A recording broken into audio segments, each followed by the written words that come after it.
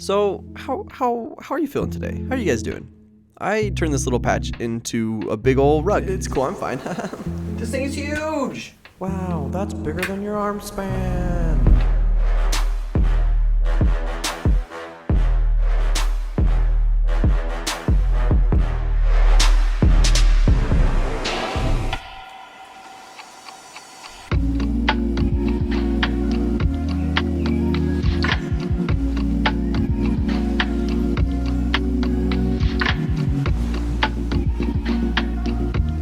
This video is sponsored by Honey. First thing you need to do is make a frame. So I took 3 8-foot 2x4s, cut one of them in half, and then put them together and screwed them on in, using that fancy little square thing and some screws. Strudel just being the best boy, helping out, guarding that corner with his life. Oh, what a good boy. I added some L brackets in the corners to help make it strong. Strudel still just supervising that lazy, sleepy boy. So added L brackets to all 4 of those corners. And what did I do next? Oh, the carpet strips. What are these called? Tag strips. They're called tag strips. So these are what you're going to use to keep your fabric in place. I'm going to be using monk's cloth for my fabric. And you want to set up the tag strips so that the little nails are angled towards the outside of the frame. And you'll see why in a little second. So I got 2 little sawhorses. See, sawhorses. Where are these? And I just screwed the frame onto the sawhorse and added some more of those big old L brackets to hold it in place. It needed to be strong enough so that when I pushed against it, it wouldn't just like bend in. It needed a little bit of strength. Oh, hi, Ainsley. So by this point, it was like 2 a.m. That's fine. We're fine. I'm okay. Ainsley and I took that monk's cloth and just started to put it in place. I made it nice and tight. And when you pull it, that tack strip is what's going to be holding it in place and holding it nice and tight.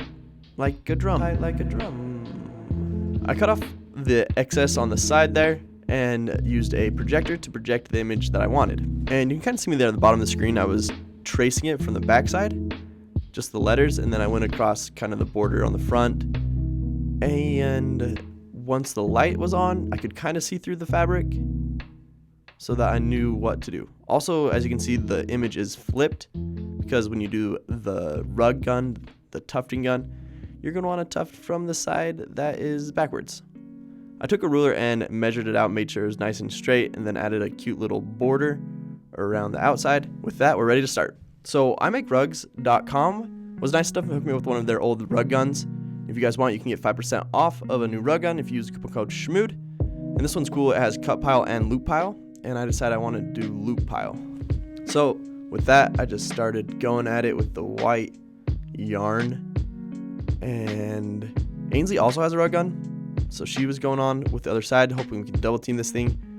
But my loops were like longer length and I could adjust them, but instead I decided I would just let Ainsley do all the tufting, and we just took out the one I did and fixed it with a little punch needle.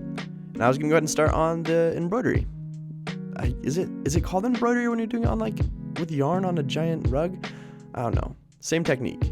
So you can see me there on the back. And this is what I was doing. I was actually going under just like one little strand to make each stitch. This was gonna save me on yarn and make it so I didn't have to reach around the entire frame each time I wanted to make a stitch. Oh, reach around.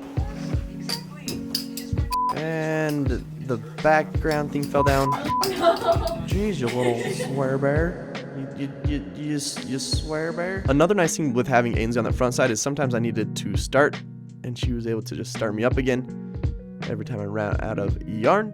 And cool, got that little period done. Sometimes I would end up just reaching from underneath to start it up, but another thing I realized is that if I would like start by doing these lines as like kind of a guideline to how I wanted the line work to look on the letter, that would help. And I really like that shot from me behind as like a little ghost image.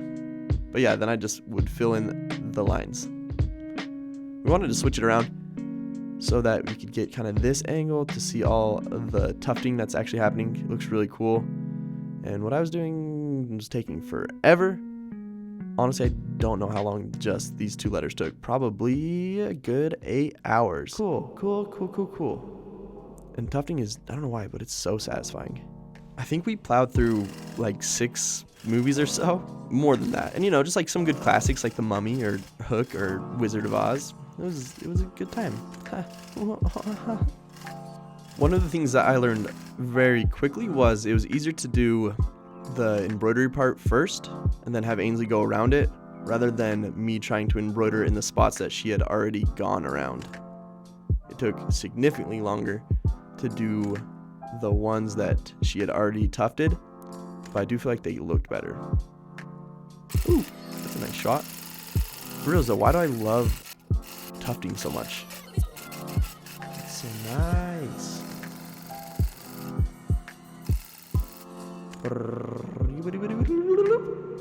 So I did ask you guys for real how you're doing, because I'm generally concerned because I don't know, I feel like I'm going crazy. I mean, I made a giant rug of a patch, so I think we're all just kind of doing great.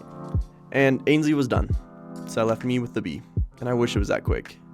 I honestly think, let's see, Ainsley left around 4 and I finished this around 11, so I think that's like 7 hours. This thing took 7 hours. Whew, cool, but all done. So next, what I need to do, oh yeah, this was like me going on like 24 plus hours of sleep. I was not okay. Ooh. But what next week, oh, that's not English. But what next you're gonna do, or what I did is I added some rug glue to the back, and that's gonna hold it in place so that it doesn't unzip. It doesn't just like fall out. And with that, just gotta let it dry. So Ainsley helped out with the rest of this while I went and escaped to this cute little cabin with my friends, because like I said, I was losing it. And that's also why I stayed up super late, so that I could go hang out with some friends. Hey, could you tell? But it was a good time. So Ainsley cut that out. Hey, you cut that out, Ainsley. And next we have to do the border. But before we do that, So you guys know that sweet, delicious, golden, nectary, yellowy, sweet bee throw up type stuff? That's honey? That's not the kind of honey I'm talking about today. I'm talking about that free browser extension that scours the internet for coupon codes. We all shop online, and there's always that little box, coupon code, enter coupon code here, just taunting us. But that is a thing of the past thanks to Honey. So with the click of a button, Honey will find and apply the best promo code and add it to your cart. Honey supports over 30,000 different stores. So let's say you're shopping on your favorite site. So when you get to the checkout, the Honey button will drop down. All you have to press is apply coupons and wait a second. And it will automatically apply the best coupon code so you never feel like you're missing out.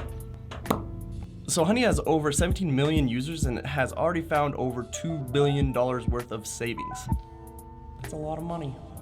So if you don't already have Honey, you could be straight up missing out on saving. It's literally free and installs in a few seconds. So why don't you do your future self a huge favor, support my channel. You can get Honey for free. Just type in joinhoney.com/Shmoxd.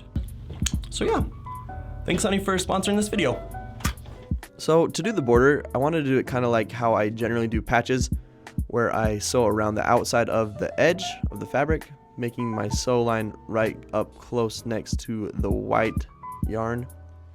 And one thing to keep in mind when you're doing that is to not let your loop go on to the right side of your string, like Ainsley did there, as if you're moving to like towards the right, which she was.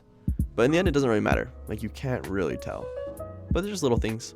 And to end it, you just tie a knot there on the backside and keep going till you're all the way done. Cool. So to do some finishing touches, there are these spots where the yarn like met up, and I just did a stem stitch just along that seam so you wouldn't really see it. Then I used some little scissors to clean up the edges to make them nice and crisp. Whoa, that's so crispy, crispy clean, crispy cream.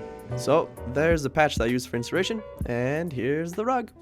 You all always ask me what I end up doing with all the things that I make, and really I just collect them. But I thought it'd be fun to like raffle this rug off, because as much as I love it, I really do love it. Now that it's done, I don't really want to do this, but whatever. So we're gonna raffle it off, and how we're gonna do it is just every $5 is one entry fee. So if you do 10, that's 2, 15, that's 3.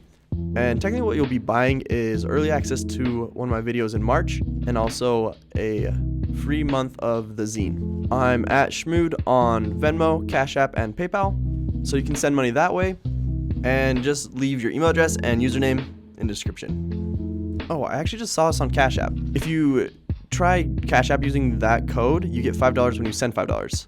So you can get a free entry that way. Cool. That works. All right. Thanks, guys.